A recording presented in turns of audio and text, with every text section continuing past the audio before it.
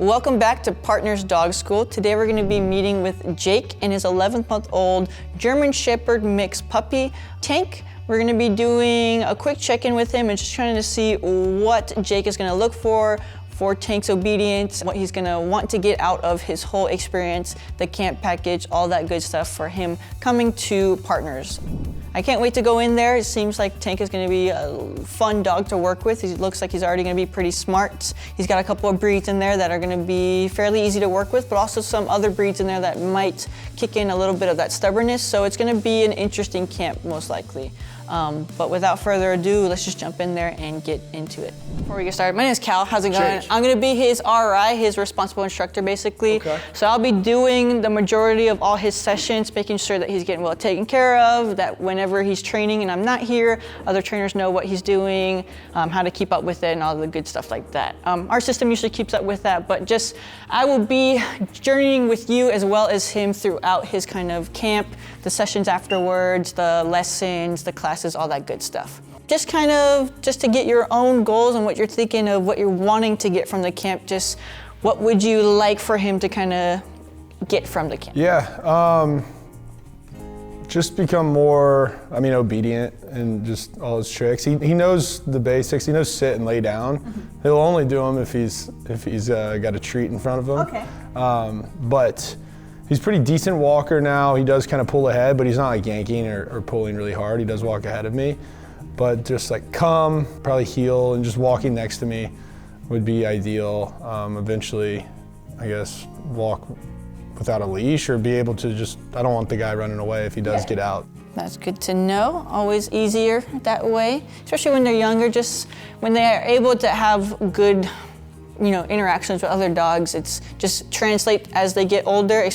Same thing the other way is if they have a bad interaction as a younger dog, it might translate into other issues. So he probably has, I'm guessing, a lot of energy, maybe a lot of drive as well. So that can sometimes translate into other behavioral issues, but doing stuff like this now and then getting him socialized early is just gonna help him be as well behaved as possible as he grows up. Because if not, he's just gonna go off of impulses, and because of some of that breed and whatever lineage he has, some of those impulses might not be, the best behaviors. He's a food addict, and he's got an issue with jumping on the counter right now and grabbing stuff. Little guy grabbed and ate a glove, a cooking glove, ate that, so I had to take him to the vet and have him throw it up one time. But he'll eat anything. It'll probably make training easier. Yeah, definitely. And then one thing I've noticed that he's really afraid of like the garbage truck and the recycling truck. I don't know what happened when he was little, but it really triggers him, and he gets real scared, hides under me. Okay. I don't know if it's the loud noise or... Yeah, maybe something like that. Well, all of those things sound great. There's nothing in those kind of Rolodex of stuff that you gave me is anywhere out of realm for, thank you for that. For a young puppy like that, just nice obedience, being, recall, stuff like that. All that stuff is just going to translate really well as he continues to grow up. Luckily, with that DNA test that you got, it seems like mostly he's German Shepherd, so hopefully a lot of that will shine through in his learning. That's a real trainable breed, right? Yeah, definitely. They have a lot of respect and kind of drive, and what that drive basically is their energy put into something that they want to do, or it's something that they can do. So if unchecked, like energy, really unmanageable energy, it just comes out crazy, maybe like in zoomies, nipping, stuff like that is kind of like unchecked high energy. He is a big, just... Mouthy? Yes, yeah. Very much so. Unchecked, it'll come out in impulses and maybe some naughtier behaviors, and that's closer to energy. So, but when it comes to drive, depending on the dog and how much energy they have, then you can put that energy into drive, and it's basically kind of how it sounds, like I'm gonna drive to a destination, so however much I want to get there is however much speed I'm gonna go there, so however much energy and effort he's gonna put in to do something. So with German Shepherds, they have a really strong, high drive to do something. I like that he's interested, he's ears up, tail wagging. He wants to do something, he wants to see what's going on, so that'll be able to translate into training really well. Hey. Yes. Good. Yes, good boy. Alrighty. So before I even start shaping anything, teaching anything, obviously gonna continue to let him explore, and I'm actually just gonna let him off leash for the moment and just let him kind of check everything out.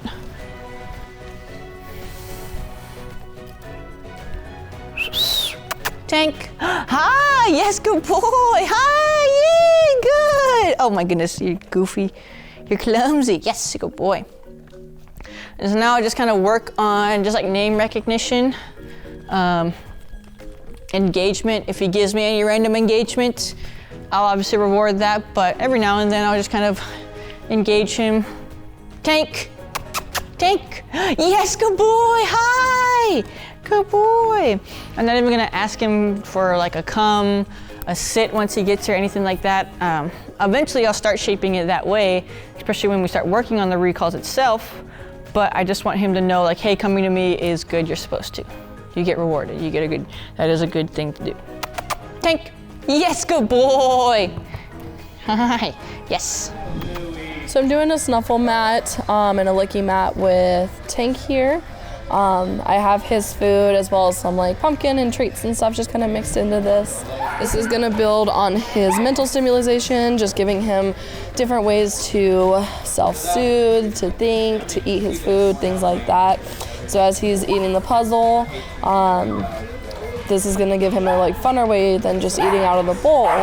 So I have this enrichment mat here to be able to give him an activity, and it's also helping with like relationship building. So as we're going, I'm working on petting him. So I'll touch him, touch near his face, things like that. Just kind of testing and seeing what he gives. Is he distracted when I pet him? Does he let me touch near the food and around his mouth? I can even use this as like times to touch his feet and kind of use different desensitization stuff, and then encourage him to go back to the mat. When they're doing these different puzzles and stuff, like I said, with the mental stimulation, this helps with just controlling energy and stuff overall rather than just play or just training. This gets him using his nose, getting rewarded as he goes and things like that. So this is pretty important for puppies and older dogs to be able to go through and use and stuff. It's helpful if you have a dog who can't run around a whole bunch, or even if like you're in an apartment or you just are working, little things like this kind of just help give them something extra to do. Anytime he goes to like pull the mat or anything like that, I'm just giving him like a little and pushing it back down and helping him hold it down, because he's learning how to use this. He's trying to figure out, how do I get that food out? Because it'd be easy for him to pick it up and dump it over, but I want him to use his nose and I want him to think about it. And then as he gets to the end here, he gets a little more distracted and not as into it. He's had most of his meal from it. So that's where, hey, I'm gonna show him another treat, hide it in there, let him go to work a little bit longer. Good boy.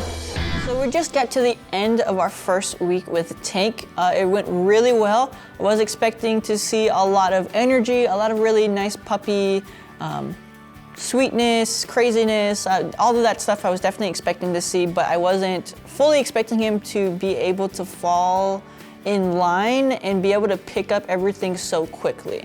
I think he did have a couple of things maybe under his belt already, like maybe a sit, following around. You know, he's not too bad pulling on the leash even when we first brought him back.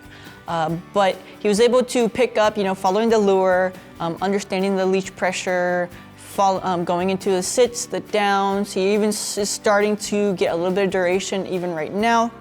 So he was able to pick up everything really quickly. It was a really fun time for this first week.